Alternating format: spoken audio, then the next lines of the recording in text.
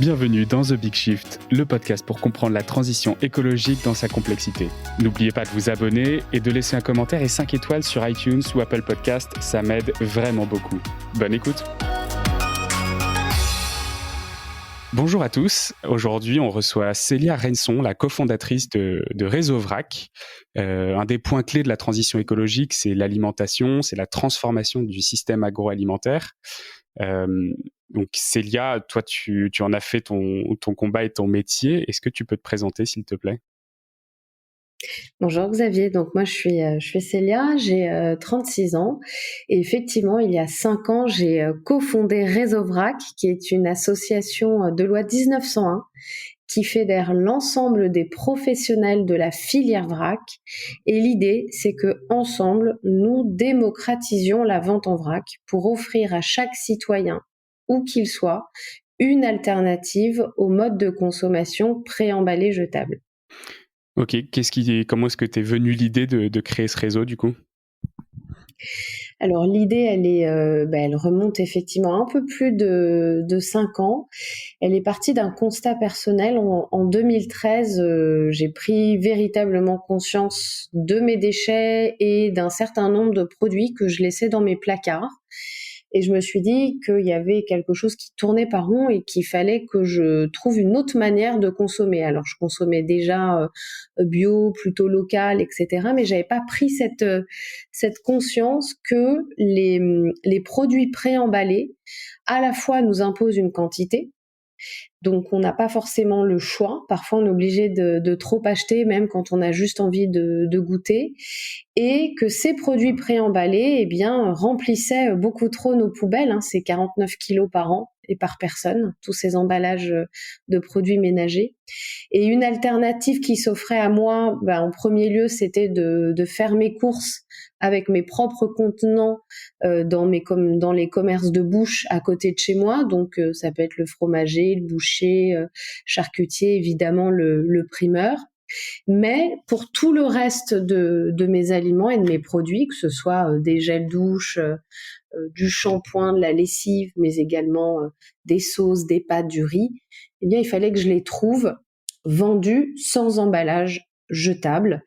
Et ce mode-là, ça s'appelle le vrac. Donc le vrac, il existait évidemment bien avant 2013, avant que je me dise qu'il fallait que je fasse toutes mes courses en vrac. Pour autant, il n'était pas forcément très développé. Le vrac est né historiquement le vrac en libre service est né historiquement dans les magasins bio. Donc on était majoritairement sur des produits d'épicerie sèche, comme le riz, les pâtes, les céréales, etc. On n'avait pas encore beaucoup de produits liquides en vrac, comme des huiles, des jus, des sirops, et notamment du non-alimentaire, donc tout ce qui est cosmétique et produits d'entretien pour la maison, ça on en trouvait peu. Alors je me suis dit, il faut que je crée un petit magasin, une petite épicerie dans laquelle tous les produits du quotidien seraient vendus sans emballage jetable, c'est-à-dire en vrac, à la juste quantité. Et à partir de là, ça a été un peu le parcours du combattant, parce que déjà mes amis ne comprenaient pas forcément la démarche. Il fallait déjà que je sois crédible auprès de mes proches, crédible auprès des financiers, puisqu'en fait monter un tel projet, ça a un coût, et il se trouve que moi j'habite à Paris, donc c'était encore plus cher peut-être qu'à un autre endroit en France, puisque les pas de porte sont assez exorbitants à Paris. Donc les financiers ne me suivaient pas. La recherche de fournisseurs était très complexe parce qu'en fait les fabricants de produits ne vendaient pas en vrac. Donc moi je leur demandais de me vendre leurs produits dans des emballages de très grande contenance, et ça n'existait pas. Et puis convaincre des fabricants de le faire, c'était d'autant plus compliqué que j'étais seule, que je n'allais pas avoir beaucoup de volume. Donc ça, c'était difficile. C'était la partie un peu montage du projet, aménagement du magasin. Et l'autre partie qui était très compliquée, c'est que ne venant pas du tout des métiers du commerce à la base, eh bien, il m'est apparu compliqué de trouver des formations qui permettaient d'avoir les bonnes pratiques d'hygiène, d'appréhender la réglementation, les gestes du commerce en vrac. Ça n'existait pas en 2013. Donc au fur et à mesure de ma réflexion, je me suis rendu compte que si c'était aussi compliqué pour moi, ça le serait forcément pour d'autres personnes et qu'on n'arriverait pas du tout à changer les choses rapidement si chacun dans notre coin, on mettait autant de temps et c'était aussi difficile d'y arriver. Et de là, en fait, est né, je me suis construit un réseau au moment où j'ai fait toutes ces démarches-là et j'ai rencontré Zero Waste France, puis un certain nombre aussi de professionnels qui étaient déjà un petit peu dans le vrac. Et de là est née l'idée de créer une association entièrement dédiée au développement de la vente en vrac. Et comme je venais de quitter mon emploi salarié, puisque j'avais envie de me consacrer pleinement au montage d'un projet qui me tenait à cœur, c'était l'occasion pour moi de lancer cette association. En mars, officiellement, donc toute la réflexion s'est faite en 2015 et le lancement s'est fait en mars 2016, donc il y a pile 5 ans. D'accord, c'est une super histoire. Et du coup, pour prendre un point de vue un peu macro pour le début de cette conversation, où est-ce qu'on en est du coup maintenant? Parce que tu disais 2013, il y avait quasiment rien d'existant. Où est-ce qu'on en est aujourd'hui sur le développement du vrac en France par rapport à il y a 7 ans et puis aussi par rapport à nos voisins? Qu'est-ce que tu peux nous dire là-dessus? 2 choses, c'est que la France aujourd'hui est le pays le plus développé en matière de vrac, et j'expliquerai pourquoi. Et en l'espace de 5 ans, on a quasiment réussi à multiplier par 10 ce marché. Donc, c'est-à-dire qu'avant la création de Réseau Vrac, c'était un marché qui pesait à peine 150 millions d'euros et que ce marché a terminé à 1,3 milliard l'année dernière. Donc, on a presque fait x10. Ça reste petit, pour donner des échelles d'ordre de grandeur. On appelle ça le marché des produits de grande consommation. C'est le produit du quotidien. C'est à peine 1%, un peu moins de 1%, le vrac. Là, ce marché du vrac, c'est à peine 1% du marché des produits de grande consommation. Donc, ça reste tout petit, mais on a eu une très forte progression en l'espace de 5 ans. Et 2, ça veut dire qu'on a aussi un champ des possibles qui aujourd'hui est infini, puisque le vrac peut s'appliquer à tous les produits et tous les secteurs d'activité, et qu'on a aujourd'hui la chance en France d'avoir un cadre législatif, un pouvoir législatif qui nous soutient et qui justement nous aide à aménager ce cadre pour le vrac, ce qui n'existe pas, à ma connaissance, dans les autres pays. D'accord, donc c'est ça qui fait notre avance. Et du coup, ça amène très bien ma question suivante. Donc on a la loi climat, j'aime bien en parler, qui en ce moment, donc en deuxième lecture au Sénat. Est-ce qu'il y a des thèmes spécifiques sur le vrac? Est-ce qu'il y a des conséquences de cette loi sur le développement de la filière en France? Oui, c'est une loi qui effectivement consacre un article à la vente en vrac. On a déjà eu des articles il y a 1 an dans la loi AGEC, anti-gaspillage pour une économie circulaire, dans laquelle on a amené la définition de la vente en vrac, dans laquelle on a donné le droit au consommateur de faire ses courses en vrac dans ses contenants, en lui transférant la responsabilité. Et la loi dernière aussi, on a dit que les produits sous SIQO, sous signe de qualité, AOP, IGP, devaient adapter leur cahier des charges pour prévoir la vente en vrac. Donc on a déjà eu, il y a 1 an, de très belles avancées au niveau de la loi. Et là, 1 an après, loi, donc c'est toujours en cours, donc projet de loi climat et résilience, un article entier consacré à la vente en vrac, l'article 11, qui dit globalement 2 choses. Le premier, c'est que les grandes surfaces commerciales, donc c'est les magasins à dominante alimentaire de plus de 400 mètres carrés, doivent faire en sorte que 20% de leur surface de vente ou de leur assortiment produit ou de leur chiffre d'affaires consacré aux fameux produits de grande consommation dont on vient de parler, doivent être pour les produits présentés sans emballage primaire, et y compris le vrac. Donc ça veut dire que demain, et aujourd'hui, si on regarde juste le rayon vrac, dans ces super hypermarchés, c'est à peine 1% de la surface de vente. Donc demain, on dit que le rayon fruits et légumes, le rayon boucher, charcutier, fromager, poissonnier et les rayons vrac avec les équipements qu'on connaît, que l'on appelle des silos, des trémies et ou des bacs à pelles, vont devoir tout ça, tous ensemble, représenter au moins 20% de la surface de vente ou assortiment produit au chiffre d'affaires. Donc ça veut dire que dans ces rayons-là, demain, le client va pouvoir faire ses courses sans emballage jetable, en quantité choisie, dans ses contenants réutilisables ou réemployables. Et ça, c'est une véritable avancée, puisqu'aujourd'hui, 90% des Français font leurs courses dans des UPER et des supermarchés. Donc si on veut pouvoir changer les choses à grande échelle, il faut pouvoir inciter dans les lieux où la majorité des Français font leurs courses du changement. Donc ça, c'est le premier point de cet article. Et le deuxième, qui est très important pour nous, pour toute la filière, c'est que les pouvoirs publics vont venir soutenir la filière dans sa globalité par notamment des expérimentations et des actions de sensibilisation. Et l'aspect expérimentation est primordial pour nous, puisqu'aujourd'hui, certains produits ne sont pas autorisés à la vente en vrac. Je pense au lait, par exemple. Et nous, notre but, c'est de montrer qu'on peut vendre en vrac du lait dans des conditions sanitaires recevables, si et seulement si on a un équipement de vente adapté, un dispositif de bonne pratique d'hygiène, etc. Et donc, en fait, dans cet article 11, l'État va venir nous soutenir pour mener de telles expérimentations. Et si les expérimentations sont satisfaisantes, eh bien, on va pouvoir aménager le cadre législatif et agrandir la famille des produits autorisés à la vente en vrac. Et c'est tout notre combat. D'accord, c'est super intéressant.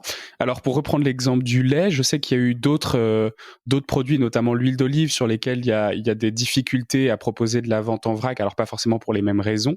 Mais du coup, est-ce que une des difficultés du développement du réseau à ses débuts, c'était qu'il y a une grosse modification à faire dans la chaîne en amont, ou est-ce que c'est pas si gênant que ça? Alors l'huile d'olive, c'est pas tant une modification de la chaîne logistique. L'huile d'olive est interdite au niveau européen pour des motifs de fraude. Donc comme tu le disais, on n'est pas sur les mêmes motivations que le lait. Le lait, c'est pour des raisons sanitaires. L'huile d'olive, c'était pour des motivations de fraude. Or, l'huile d'olive, c'est la deuxième huile la plus consommée en France. Donc, il était hors de question de ne pas autoriser les magasins de vrac à vendre de l'huile d'olive en vrac. Donc, ce qu'on a réussi à faire en France, parce que la France est un pays producteur d'huile d'olive, c'est de nous appuyer sur un agrément qui existe et qui est donné aux conditionneurs d'huile d'olive, donc c'est-à-dire les personnes qui mettent l'huile d'olive en bouteille. Elles ont un agrément qui permet de contrôler la quantité d'huile d'olive achetée et embouteillée, donc d'éviter qu'il y ait de la fraude, qu'on en achète moins mais qu'on en embouteille plus, par exemple. Et donc, on s'est appuyé sur cet agrément et on a demandé aux autorités si, sous certaines conditions, donc on a élaboré tout un process, les magasins de vrac pouvaient posséder cet agrément, respecter un certain nombre de conditions et donc vendre de l'huile d'olive en quantité à la demande à leurs clients. Et on nous a dit oui, ce qui est une belle avancée pour nous puisqu'aujourd'hui, les autres pays européens ne peuvent pas le faire. Alors, c'est un peu contraignant parce que le commerçant doit servir le client sous ses yeux, doit réétiqueter, recéller la bouteille, etc. Mais au moins, on peut le faire et au moins, les personnes peuvent acheter de l'huile d'olive dans leur propre bouteille, revenir, etc. et à la juste quantité. D'accord. Et vous avez des relations avec les producteurs agroalimentaires. Est-ce que ces transformations, donc notamment avec la loi sur les 20% de produits présentés en vrac dans les magasins, est-ce qu'ils y vont avec les pieds de plomb ou est-ce que c'est un mouvement commun qui est plutôt engagé par tout le monde de façon très positive? Globalement, que ce soit du côté des fabricants ou des distributeurs, là on sent depuis bien en amont de cette loi, clairement depuis 2020, un véritable engouement. Le vrac, je pense, et grâce aux actions de Réseau Vrac, on a réussi à montrer qu'il y avait un marché, que ce marché était en croissance, qu'il était crédible, qu'on pouvait lui faire confiance et que c'était l'avenir. Et donc, à partir du moment où on a réuni toutes ces conditions, on embarque avec nous toute la chaîne de valeur. C'est ce qui fait qu'au début de l'association, on était à peine une centaine et on est 1900 aujourd'hui adhérents au sein de l'association et que tous les jours, on reçoit des demandes d'intérêt de producteurs de différentes tailles. Donc, ça peut être une toute petite TPE comme un grand groupe industriel parce qu'en fait, on n'a pas le choix. En fait, on est tous obligés de s'y mettre. Le vrac apporte deux réponses majeures qui est le gaspillage alimentaire. Et là, je lisais encore là, le rapport du GIEC qui va sortir, là, qui a commencé à fuiter, le montre. On a des millions de personnes qui vont mourir de faim demain. On ne peut pas se permettre de surproduire, de surconsommer, de jeter. Et le vrac va permettre véritablement de maîtriser ces quantités d'une part, et ensuite de continuer à jeter, à épuiser les ressources indéfiniment pour les jeter et leur avoir une fin de vie ridicule des emballages. Je ne remets absolument pas en question le besoin des emballages.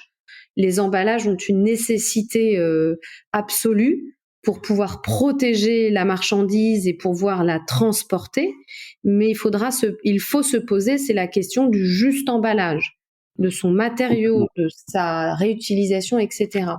Et donc, quand toute l'industrie, toute la chaîne de valeur a pris conscience de ça, eh bien, tout le monde s'y met. Et donc, nous, aujourd'hui, on a à la fois affaire à des grandes marques, des petites marques, des grandes chaînes de distribution, des petits magasins qui nous sollicitent et qui se sont déjà lancés dans l'aventure du vrac.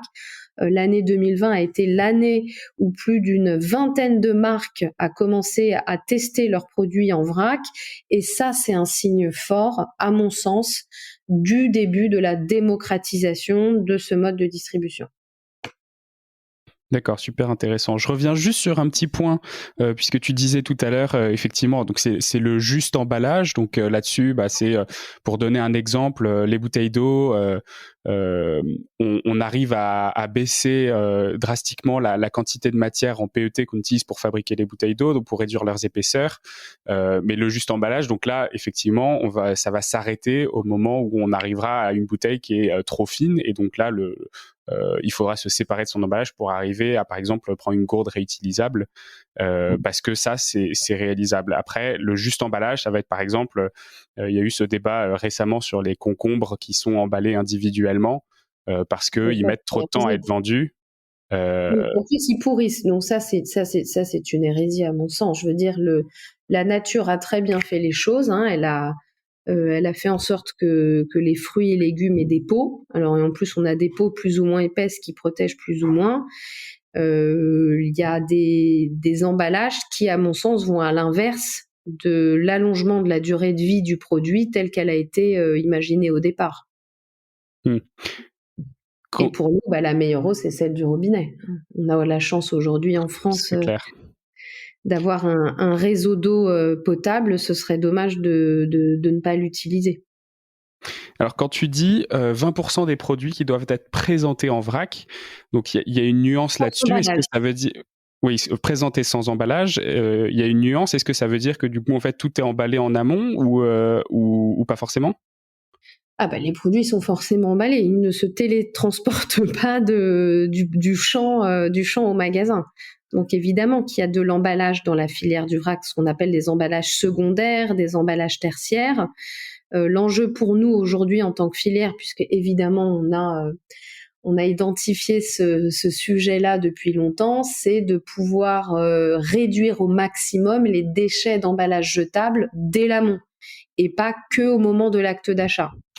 Le client, quand il fait ses courses en vrac dans son contenant réutilisable ou réemployable, un sac en coton, un bocal en verre, en inox, une bouteille, etc., il produit 0 déchet à la maison.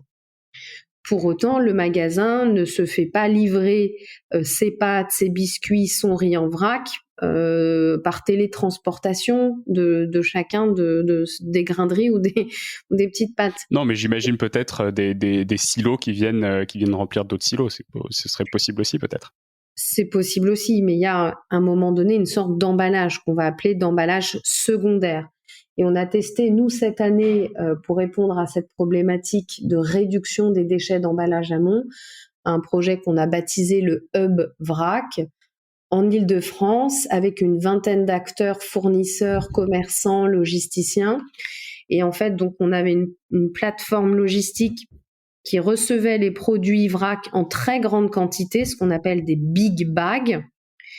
Et elle venait remplir ces produits vrac dans des bacs hermétiques. Les bacs hermétiques étaient livrés au magasin et le magasin transvasait du bac hermétique du bac réutilisable, hein, Mm. dans son silo en magasin, et à ce moment-là avait zéro déchet.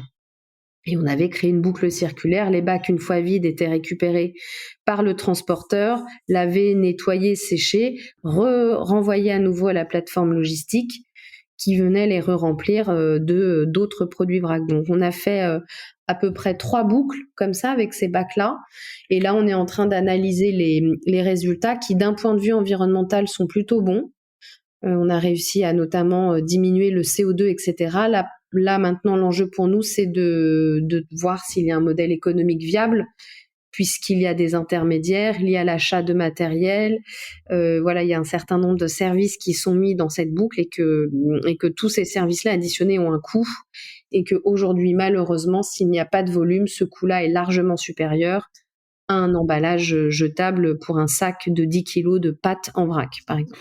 D'accord. Quand tu dis d'un point de vue réduction de CO2, je voulais savoir, est-ce que vous faites des analyses ACV pour valider le bénéfice de la logistique du vrac et de la consigne qui est proposée? Parce que j'ai lu un article récemment qui démontrait que les activités parallèles au vrac, comme la consigne, peuvent parfois être contre-productives et désastreuses pour le bilan environnemental global du produit, notamment quand le centre de consigne est lointain. Notamment parce que la consommation en eau augmente de plus de 170% à cause du nettoyage des éléments. Est-ce que c'est des choses que vous prenez en compte aujourd'hui dans les calculs? Bien entendu, ça fait partie. L'idée, hein, quand on a créé Réseau Vrac, c'était de se dire on veut développer une filière, mais en gardant un impact environnemental et social positif. L'idée, elle n'est pas de générer des nouvelles externalités négatives. Donc on a bien entendu tous ces éléments en tête et on les a mesurés pour cette phase de test, et tous ces voyants-là écologiques qui étaient au vert.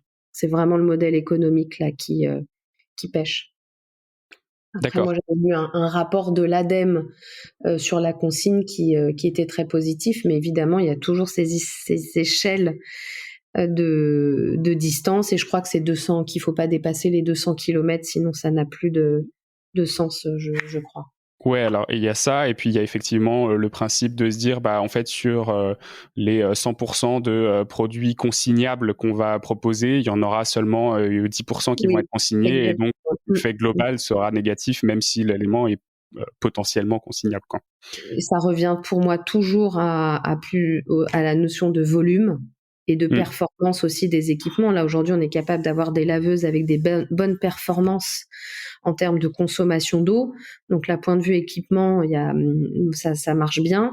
Et effectivement, ce qui manque beaucoup aujourd'hui, c'est le volume, mais on est en train d'y arriver. Là, moi, je lis tous les jours des nouvelles initiatives autour de la consigne. D'ailleurs, à l'instar de Réseau Vrac, il y a Réseau Consigne qui existe et qui fédère les professionnels de la consigne, que ce soit de la restauration, de la distribution et de tout ce qu'on appelle café, hôtellerie, restauration. Donc, tout ça est en train de se développer. Il y a eu aussi des aménagements dans la loi AGEC et projet de loi climat sur la consigne. Ok. Alors, avant de passer sur la partie un peu pratico-pratique, je voulais te poser une question d'arbitrage. Alors, la réponse, c'est souvent, ça dépend, mais qu'est-ce qu'on choisit donc entre un produit emballé bio français et un produit en vrac importé de l'autre bout du monde? Alors, la première question, c'est déjà tout dépend du produit. Ouais. Ma connaissance, le chocolat et le café ne poussent pas en France. Donc, je pense qu'on va avoir un peu du mal, quoi qu'il arrive, à acheter ces produits-là localement. Donc, tout dépend du produit. Idéalement, il faut du vrac français. Le problème, c'est qu'aujourd'hui, on n'a pas tous les produits français disponibles en vrac. Je prends l'exemple du produit en vrac qui est le plus consommé aujourd'hui, qui est l'amande. L'amande, à l'époque, effectivement, on avait en Provence des amandiers. Aujourd'hui, ces amandiers, ils satisfont seulement 1% de la demande en amande des Français. Donc, quoi qu'il arrive, l'amande, elle ne vient pas de France, celle qu'on achète. Elle est produite majoritairement aux États-Unis, et ensuite, on peut en trouver en Espagne, en Italie, un peu en Europe. Donc là, il y a un arbitrage à faire, bien sûr, puisqu'on ne peut pas l'avoir en France, et d'essayer d'aller la chercher la plus proche possible de la France. Mais pour que cela soit possible, il faut que ces producteurs-là puissent nous donner la possibilité de les acheter en vrac. Et c'est tout ce travail-là, en fait, qu'on est en train de faire, et qui fait partie aussi de la volonté de Réseau Vrac, c'est que si on montre qu'il y a un marché, en montrant qu'il y a de la demande, on va pouvoir recréer petit à petit des filières en amont pour relocaliser un maximum de production en France. Mais ça ne va pas arriver du jour au lendemain. Et aujourd'hui, on travaille avec d'autres interprofessions en France, notamment des interprofessions de la bio, qui fédèrent du coup des agriculteurs, des producteurs, des transformateurs et des distributeurs de la bio en France. Et on est en train de travailler avec eux sur la possibilité effectivement d'avoir des filières bio vrac françaises sur un certain nombre de produits. Et ce qui est super intéressant, c'est qu'en plus, ça passe le poids du choix du consommateur vers le distributeur, si c'est Réseau Vrac qui s'en charge, plutôt que le consommateur dans l'heure qu'il utilise pour faire ses courses et qui doit faire son choix entre prendre du local, du lointain. S'il doit choisir ses amandes, c'est quasiment impossible pour lui. Aujourd'hui, pour l'amande, c'est impossible. Mais c'est-à-dire qu'après, il y a deux choses. Donc, il y a le choix du produit et le choix du mode de distribution. Et ça, c'est un arbitrage à faire personnellement. Certaines personnes préféreront privilégier du local, mais ne le trouvant pas en vrac, ça veut dire qu'elles restent au système de l'emballage, du pré-emballé jetable. Et d'autres personnes vont se dire, tant pis, ce produit-là vient d'un peu plus loin, mais je vais continuer à acheter en vrac parce qu'au moins je choisis ma quantité, je génère pas de déchets, et en continuant à acheter en vrac, je montre qu'il faut continuer à vendre des produits en vrac. Donc il y a clairement un arbitrage personnel qui est propre à chacun. Moi, mon but, c'est de continuer à développer le vrac. C'est de pas continuer à développer le pré-emballé tout jetable.